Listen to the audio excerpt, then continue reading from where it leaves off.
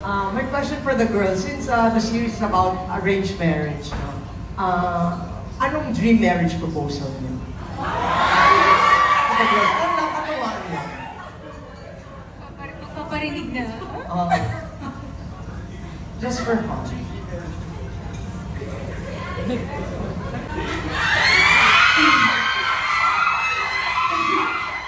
Mahal, ikwento mo na sa kanila paano.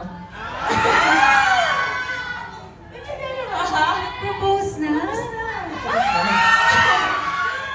Charot lang. Pero... Play VTR. Decision. Ako, anywhere naman. Kahit nga sa tapat ng Thai restaurant, okay lang. Pero, hindi natin ibibigay kay Mark yung mic. Pero, ang dream, hindi, ganito kasi yan. May nangyari kasi kaya na-mention niya sa Thai restaurant. Just trust me, man. Trust me. So ganito yung nangyari. Bale, di ba, there was this one night na kumakain lang kami sa Thai restaurant sa Makati. And then, nag-usap lang kami after gym, after boxing. Tapos, nag-usap lang kami. Tapos sabi ko, mahal, paano kapag hindi ako yumaman? Paano kapag hindi kita kayang suportahan one day?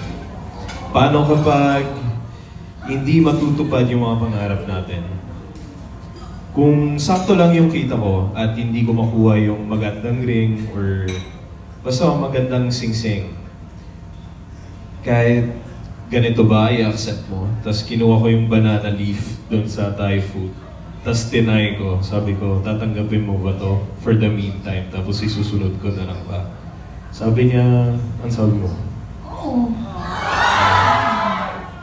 So yun, doon ko nalaman na siya na nga pala.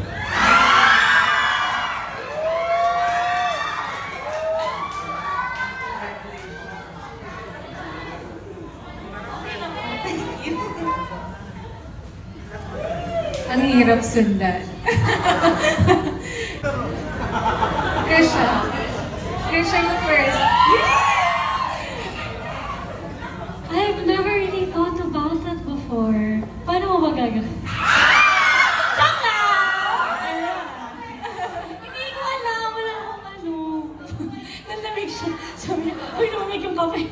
Joke lang yun, guys. Ikaw pala nagpapapose. Hindi ko alam. Kasi, I've never really thought about it. Pero siguro, something na alam ko na in-effortan ng isang tao, nung magpropose sa akin. Like something that bakit ang hirap ng question? Sige. Siguro sa isa sa mga dream destinations ko, ganun. Like Switzerland or Iceland, yeah, ganun. Yun, tapos bahala na siya. Like, ayokong sabihin kasi malalaman na niya. It is something like that. Basta genuine and alam kong pinagplanuhan and talagang detail by detail na talagang yung mapapa-oo ka talaga.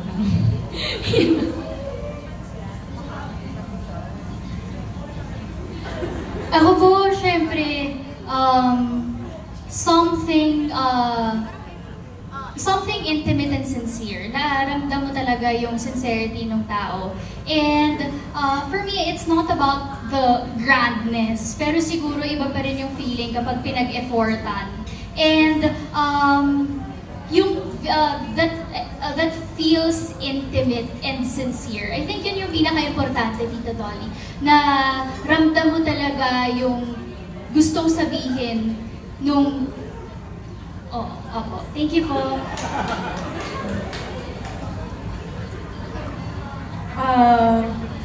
Ako po, hindi po masyado nahahangad ng malaki. Parehas sa kami ni Bea. I feel like there's never really a dream proposal. It's more of, you'll feel it kung nasa tamang tao, I guess. So, ayun po pala. Ayun po. So, I don't really have a dream role. Maybe, sana may dream partner. Tapos mafe-feel mo na lang eventually kung nasa tama. Kahit simpleng lugar, kayong dalawa lang or hindi. Yun lang po.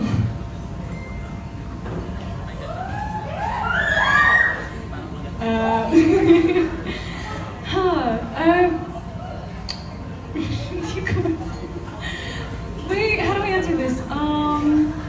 I mean, I guess either in a place that is intimate and means a lot to me and whoever, you know, I end up being with. But I do remember I was such a hopeless romantic as a little girl, and I would daydream all the time about this stuff. And I remember around in like middle school, I told my best friend, you know, in the future when I meet my future husband or whatever partner, make sure that they know that I want to be proposed in like somewhere where like we could travel somewhere nice, you know? It's one of my dream destinations then. And then I would love it to be with nature, for example, maybe sa beach, and then I would like a beautiful sunset and stuff like that. But yeah, basta it means something, it's intimate, it's genuine, it's not just very materialistic. Hindi ako, siguro same with Haya, specific na lang. Dream ko talaga kasi gusto ko yung mga overlooking view. So parang kung if ever doon man, sana doon. Kasi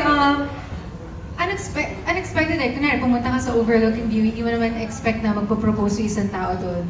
So, ayun. Yun pala, dream lang naman siya, pero baka magbago in the future. Thank you.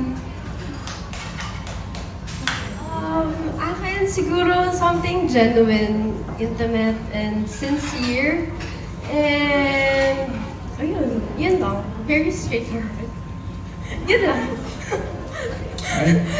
Thank you. That was Dolly Ann. Question is for Aubrey and Dan, of course. Since alam naman natin na this is the 4th book already, di ba? And we have different timeline, ganyan. So the question is, do you believe now is the perfect time for you guys to launch?